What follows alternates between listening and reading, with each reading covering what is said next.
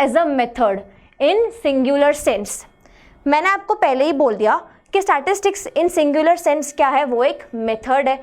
वो आपको दिखाएगा कि आप कैसे इंफॉर्मेशन के साथ डील करोगे। यहाँ पे क्या होता है, आपके पास कुछ स्टेजेस हैं जो आपको फॉलो करने हैं while you are collecting the data.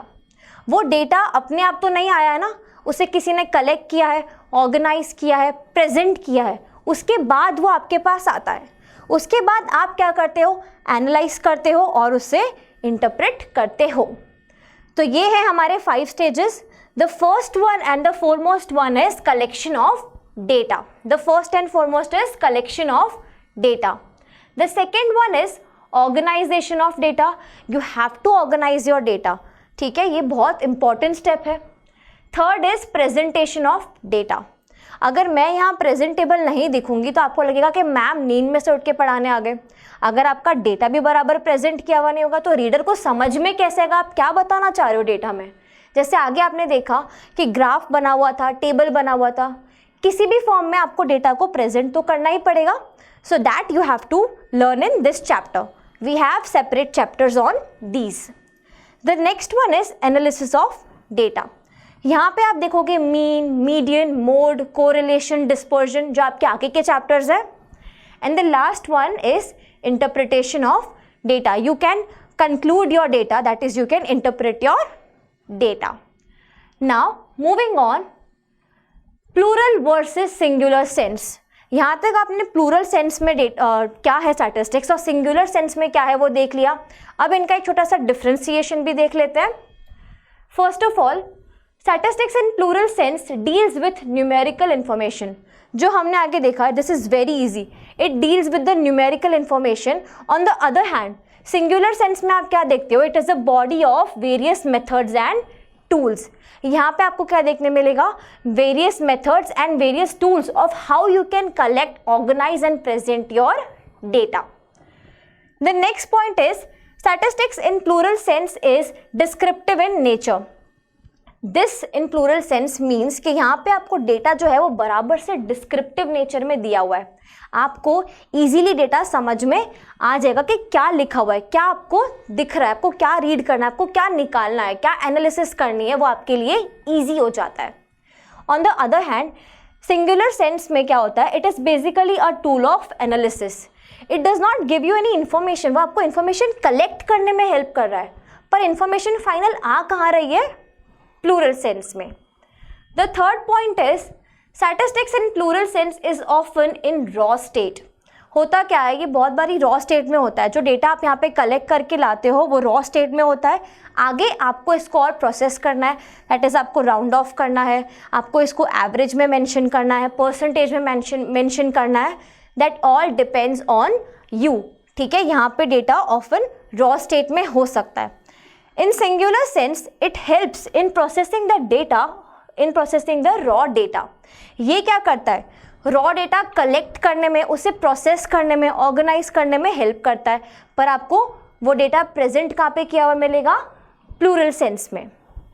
The last point is statistics in plural sense is quantitative. ये हमने देखा in the first point also कि ये क्वांटिटेटिव नेचर में है। यहाँ पे न्यूमेरिकल इंफॉर्मेशन है और यहाँ पे क्या होता है सिंगुलर सेंस में, it is an operational technique. ये आपको टेक्निक सिखाता है कि आप कैसे डेटा को कलेक्ट करके यहाँ पे प्रेजेंट कर सकते हो। तो यहाँ तक हमने क्या देख लिया, सिंगुलर सेंस और प्लूरल सेंस क्या होता है, हमने ब्रीफ एक्सप्लेनेशन भी देख लिया इसका। अब हम आगे बढ़ते हैं with the functions of statistics. So functions मतलब क्या होता है कि स्टैटिस्टिक्स जो है वो ह्यूमन बींग्स के लिए यूजफुल कैसे है, हम वो देखने वाले हैं। Let us start with the first point which is to simplify the complex facts. अब क्या होता है, जब आप डेटा कलेक्ट करने निकलते हो तो आपके हाथ में जो रॉ डेटा आता है वो उतना सिंपल नहीं होता है in comparison to the data which you see on the internet or in the newspaper or in the magazines. उससे सिंप्लीफाई किया जाता है। That data is way too complex for a human mind to understand, ठीक है। एक simple reader, for a ले man to understand कि क्या लिखा है, वो हमारे लिए डिफिकल्ट हो जाता है। उसे सिंप्लीफाई किया जाता है हमारे लिए, so that you can easily understand and easily interpret what is mentioned. The next point is to make comparison of facts. मैंने आपको पहले ही बताया कि यहाँ पे हम एग्रीगेट ऑफ फैक्ट्स लेते हैं, किसी इंडिविजुअल का डेटा हम लेते ही नहीं है ना। तो आप क्या करते हो, जब आप इतना सारा डेटा ले रहे हो तो आप कंपेयर भी करोगे, है ना। Let's say you are given a salary of an teacher who earns 40,000। अब वो टीचर के लिए वो 40,000 बहुत इंपॉर्टेंट होंगे, ठीक है, बट स्टैटिस्टिक्स के लिए वो इम्पॉर्टेंट नहीं है। वो क्या बोलेगा कि मैं करूँ क्या इस डेटा का। और अगर आप इसी जगह पे 10 टीचर्स का डेटा दे देते हो कि वो कितना अर्न करते हैं, वो क्या करेगा, बाद में एवरेज निकालेगा, देन आपको पता चलेगा कि जितना अर्निंग इस टीचर की हो रही है वो सफिशिएंट है या नहीं है, या और हो सकता है ना। सो ये सब क्या है, कंपैरिजन है। The next point is facilitate planning and policy formulation, and the next point is to help in forecasting. ये दोनों जो पॉइंट्स है दे गो हैंड इन हैंड। देखो सबसे पहले क्या बोला है, पॉलिसी प्लानिंग एंड फॉर्मुलेशन, और यहाँ पे बोला है फोरकास्टिंग। फोरकास्टिंग का मतलब क्या है, आप ऑलरेडी थोड़ा सा फ्यूचर प्रिडिक्ट कर रहे हो, उसे हम फोरकास्टिंग बोलते हैं, है ना। देखो अगर आप किसी कंपनी में काम करते हो और आपको बोला है कि कुछ चीज़ें आपको फोरकास्ट करनी पड़ेगी, है ना। लेट्स से आपने पहले से डिसाइड करके रखा है कि आप इस बार कितना सेल करने वाले हो, तो वो आपने फोरकास्ट करके रखा है। बट लेट्स से आप देखते हो कि कोविड की वजह से थोड़े लॉसेस हुए हैं और आप शायद अपना टारगेट नहीं रीच कर पाओगे।